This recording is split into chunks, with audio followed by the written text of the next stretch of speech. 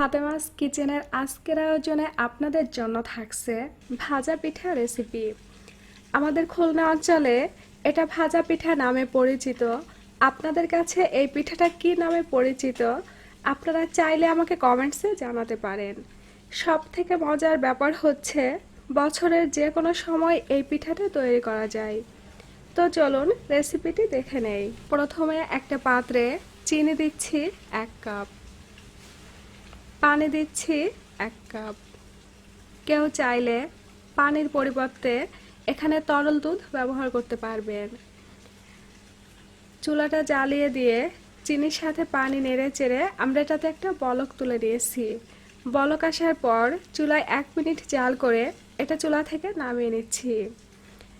অন্যদিকে একটা পাত্রে শুকনা চালের গুঁড়া দিচ্ছি 1 কাপ, ময়দা দিচ্ছি 1 কাপ। ময়দার পরিবর্তে এখানে আটাও ব্যবহার করা যাবে। লবণ দিচ্ছি স্বাদ মতো। তারপর একটা হ্যান্ড উইক্সের সাহায্যে মিশিয়ে নিচ্ছি। কেউ চাইলে ভেজা চালের গুঁড়া দিয়েও পিঠাটা তৈরি করতে পারবেন। সব কিছু মিশে যাওয়ার পর আমাদের আগে থেকে তৈরি করে রাখা শিরাটা দিয়ে দিচ্ছি। আমরা যখন শিরাটা দিব তখন শিরা আপনি হাত দিয়ে ধরতে পারবেন, এতটা গরম থাকবে, অর্থাৎ শিরা থাকবে কুসুম গরম। শিরা দেওয়ার পর নেড়ে চেড়ে আমরা খুব ভালো করে মিশিয়ে একটা পিঠার গোলা তৈরি করে নিব। এখন হয়তো অনেকের মনে প্রশ্ন জাগতে পারে, এই পিঠা শুধু চালের গুঁড়া বা শুধু ময়দা দিয়ে তৈরি করা যাবে কিনা। শুধু চালের গুঁড়া দিয়ে তৈরি করা যাবে, তবে শুধু ময়দা দিয়ে তৈরি করা যাবে না। যদি চালের গুঁড়া এবং ময়দা এভাবে মিশিয়ে তৈরি করা হয় তাহলে পিঠার টেস্ট খুবই ভালো আসবে। সব কিছু মিশে যাওয়ার পর একটা পারফেক্ট পিঠার গোলা তৈরি হয়েছে। আমাদের গোলাটা পারফেক্ট হয়েছে কিনা সেটা বোঝার একটি পদ্ধতি আছে। গোলার মধ্যে একটা আঙ্গুল ডুবিয়ে উপর দিকে দিবেন। যখন দেখবেন প্রথম দিকে তাড়াতাড়ি পড়ছে এবং শেষের দিকে ধীরে ধীরে পড়ছে, তার মানে বুঝবেন এটা পারফেক্টভাবে তৈরি হয়েছে। প্রত্যেকবার পিঠা তৈরি করার সময় যে চামচের সাহায্যে আমরা পিঠাগুলো তৈরি করব সেই চামচ দিয়ে এভাবে গোলাটা নাড়িয়ে চাড়িয়ে নিব। এটা রেস্টে রাখার কোনো প্রয়োজন নাই। গোলা রেডি করতে করতে আমি চুলায় তেল বসিয়ে দিয়েছিলাম। তেল গরম হয়ে গিয়েছে, একে একে তেলের মধ্যে গোলা ছাড়ছি। পিঠাগুলো আপনি যতটুকু সাইজের তৈরি করতে চান তাই বুঝে গোলা ছাড়বেন। রেসিপিটা ভালো লাগলে শেয়ার করে অন্যকে দেখার সুযোগ করে দিতে পারেন।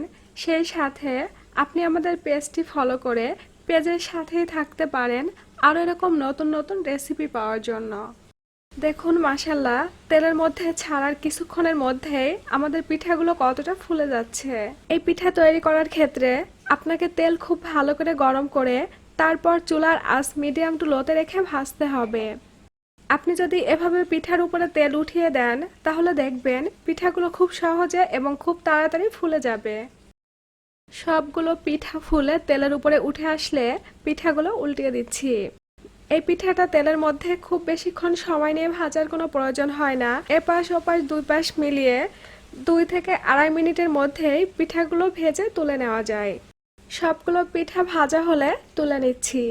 এভাবেই আমি সবগুলো পিঠা তৈরি করে কিছু পিঠা একটা পাত্রে তুলে নিয়েছি। এখন নিশ্চয়ই পিঠার ভিতরটা দেখার অপেক্ষা। আপনাদেরকে আমি ভেঙে দেখিয়ে দিচ্ছি আমাদের পিঠার ভিতরটাও কতটা সুন্দর হয়েছে।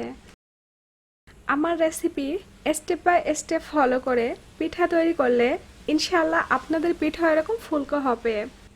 আপনারা যদি এই পিঠাটা সংরক্ষণ করে খেতে চান তাহলে ফ্রিজ ছাড়া বাইরেই 1 সপ্তাহ ভালো থাকবে।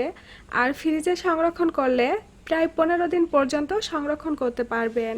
যেহেতু আমরা পিঠায় ময়দা ব্যবহার করেছি তাই এই পিঠাগুলো কিন্তু ঠান্ডা হওয়ার পরও খুবই সফট থাকবে। আমাদের ভিডিওটা দেখার জন্য আপনাদের সবাইকে অসংখ্য ধন্যবাদ। সবার সুস্বাস্থ্য কামনা করে আজকের ভিডিওটা এখানেই শেষ করছি। আল্লাহ হাফেজ।